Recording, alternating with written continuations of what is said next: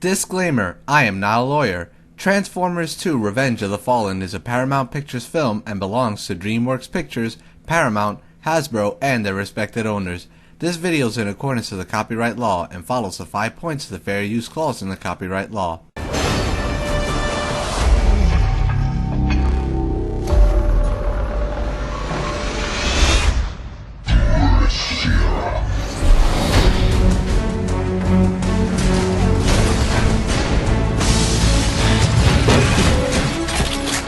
Megatron wants what's in my mind. I'm not gonna go without you.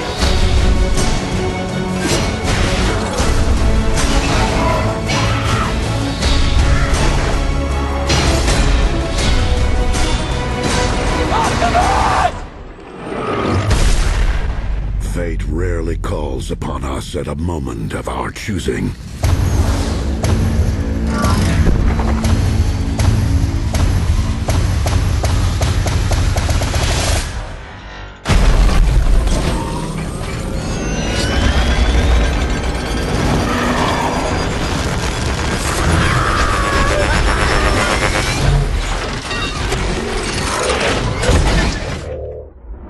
Thanks for tuning in, everyone, and welcome to this week's movie review of Transformers 2 Revenge of the Fallen, starring Shia LaBeouf and Megan Fox. Okay? Where do I even begin with this crime to Transformers and cinema? Yeah, I called it a crime because it sucked so fucking bad that Michael Bay should be arrested for creating it. With the exception of Terminator Salvation, this has to be one of the worst movies I've seen this year so far. I mean, the shit list of things that are wrong with this movie is they're just wild. Because there's more bad to be said about this movie than there are good. I mean, alright, look, before I continue on with my review, let me just get two things out of the way first as to avoid annoying trouble. First off, there will be minor spoilers, so if you haven't seen this movie and don't want to hear any spoilers, click the back button and leave instead of watching it and crying like a little bitch in the comments section over me spoiling something for you. Here, I'll even give everyone some time to leave.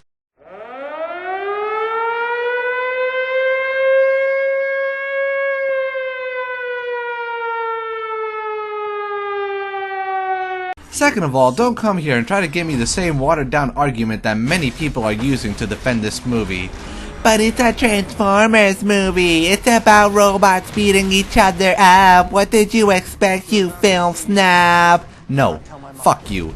If that was your argument, then you're wrong about this movie. Doesn't mean that just because the movie is about Transformers that it's okay to extremely lower the standard and make it void of a story and plot. By that logic, I could say that American Beauty didn't have to be good or have a point because it was about a family man, or I can say the same about Citizen Kane and that it didn't need a plot because it was an Orson Welles movie. See how stupid that logic is? Transformers shouldn't be excluded from having a story just because it's Transformers. Now, the movie itself was just plain bad and horribly executed. This movie actually made me want to go back and watch the first one because I now have a newfound respect for the first movie, and that's saying a lot judging that the first one wasn't something great either. The movie is 2.5 hours long, yet it actually removes screen time from all the Transformers. Yes, this movie is 30 fucking minutes shy of 3 hours, and it actually has less robot screen time. And the worst part about this is that the movie has more robots in it than the first! Does that make any sense? More robots, longer film, less screen time? Just about every single Transformer suffers from the X-Men Origins syndrome where they appear on screen for 2 seconds only to say hi and never be seen again. I mean, if you thought that Venom in Spider-Man 3 or Gambit in X-Men Origins had little screen time, then you've seen nothing yet. This movie doesn't even give minute-long parts. I mean, the female Transformer RC is in the movie, but she's only at the start of the film and vanishes till the very end, only to say one line and then she gets shot. Demolisher, the big Decepticon with the giant wheels, is also in the start of the movie, but he only gets about a minute of screen time before you never see him again. Sideswipe is also in the movie as he's the silver car that's being chased at the start of the movie. Yes, that's Sideswipe, and he doesn't even say anything. All he does is drive around only to get cut out of the film. The same goes for every other Transformer with the exception of Optimus Prime, Bumblebee, and the twins Mudflap and Skids. Speaking of those two fucks, the twins are a complete waste of time. Whoever had the idea of having two jive-talking, black, moronic, offensive, and degrading robots in this movie should be fired. These two robots are not only beyond offensive, but just plain annoying and useless. Some may try to say that they were just trying to be comic relief, but I say otherwise. I mean, one even had big lips as portrayed in racial pictures degrading black people, and they even went so far as to give one of them a gold tooth like some kind of urban stereotype. You can't come to me and look at those two robots and not say that they weren't insulting or offensive. I mean, I like my racial humor and all, but that's just not smart or funny. Plus, they are more annoying than Jar Jar Binks and take way too much screen time. They were never real to begin with, but somehow Michael Bay decided that they should have the most screen time when these poor choices could have been dropped in favor of giving more screen time to established Transformers and developing newly introduced ones to the movie series such as RC or Devastator. Speaking of characters that did nothing but waste time, The Fallen was a complete waste, and quite possibly is my pick for the worst character in movie history. People, don't buy the hype. The Fallen is nothing, and when I say nothing, I literally mean it. He did nothing in the fucking film, and to add more fuel to the fire, he's literally a metal stick figure that cannot transform. Yes.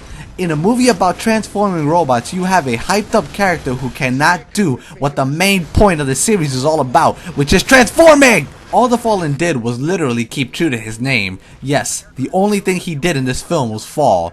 The dialogue was also extremely poor and borderline stupid. Some stuff was funny and Shia LaBeouf carried some stuff and made it passable, but even he can only carry shitty dialogue so far. The humor was also stupid and way too juvenile. I mean, I'm all for goofy humor, but even this is too much. Some jokes do land the mark, but for the most part it's stuff that a 13-year-old would laugh at. The story is also stupid and the plot is bland, and this is really bad since I walked into this movie with low expectations.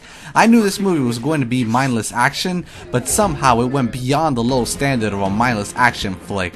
The movie story was moving all over the place, poorly explaining things, and half of the time the movie didn't know what the fuck it was trying to be. Half the time it was serious, then it was funny, then it was action-packed. I mean, make up your mind already! Performances were also pretty dry and weak. Such an example is Megan Fox, as she literally carried herself as if she didn't care or was bored and didn't sell anything but her sex appeal, and eye candy does not make a story and can always be replaced. I mean, for crying out loud, Kevin Smith was right, Transformers is a slight against God. The Transformers sucked. Oh no, they didn't. They were more than meets the eye. They could beat the pants off Ranger Danger any day. Yeah, I'll lose sleep wondering whether you're right about that or not. Oh. I thought you weren't even allowed to watch a lot of TV in your house because you're all Christian and shit. Well, as it turns out, cars and trucks that turn into robots aren't really that blasphemous. Because my pastor says that machines can turn into other machines, and it's not a slight against God. Transformers were a total slight against God, and as much as God sent his only begotten son to die on the cross to redeem mankind, and all we did to pay him back was make terrible fucking cartoons like the Transformers. Now, despite all of this crap in this movie, it does have its good moments. Optimus Prime is handled well, and it was a treat to see him as always. Combat scenes were also shot better this time around, even though the movie still suffers from too much shit happening on screen at the same time disease. The movie also plays off of Megatron and Starscream's hatred for each other, which was nice to see, and the CGI of course is stunning, even though Michael Bay's inability to tell a story fucks that up. Some scenes and character interactions were done well, and some are even funny, although too much time is dedicated to worthless human characters. Even with the few good things this movie brings to the table, it's still brought down by everything else, from its trade-off of a story for TNA, to offensive and stupid robots like the Joe Pesci robot, to the movie breaking its own logic and rules. In the end of the first movie, Megatron is thrown to the bottom of the ocean because the pressure would crush him and no robot would be able to get down to him due to the pressure crushing anything at the bottom. Well, alright, I buy that, it makes sense. But the movie goes and breaks its own explanation by having like 5 Decepticons go into the bottom of the ocean with little effort, and no one was crushed or even broke a sweat for that matter. In the end, Transformers only works to entertain those who are willing to accept a new low standard of filmmaking. Transformers 2: Revenge of the Fallen gets a 4.5 out of 10.